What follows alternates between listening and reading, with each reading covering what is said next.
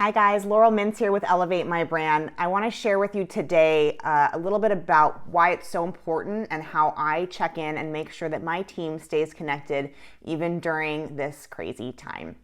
So I think it's important that you check in one-on-one with each individual member of your team. Sometimes in a group setting where you're having even virtual cocktails or virtual lunches, people aren't going to show up and tell you what's wrong or what they need. So for me, I try and schedule a lunch one-on-one with every single person on my team at least once a month so that I can show up and be the best leader that I can for them, and more importantly, to give them the space that they need to ask for what I can do to support them. So making sure that you put your relationship with your team as front and center, because if you don't have that connection, if you don't have that relationship, the work's going to suffer and the team's going to suffer. And ultimately, every single team is made up of people, and you have to bring that human element to the conversation.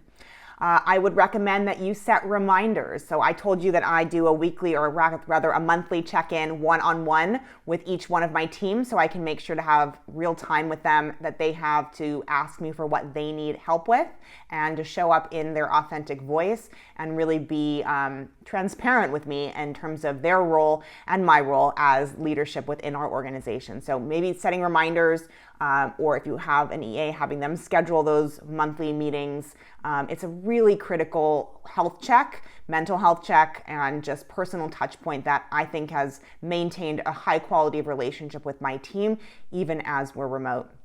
And then making sure that you're asking the right questions. Ask your team, are they satisfied? What do they need to be successful? How can you as a leader show up and be a better version of yourself for them?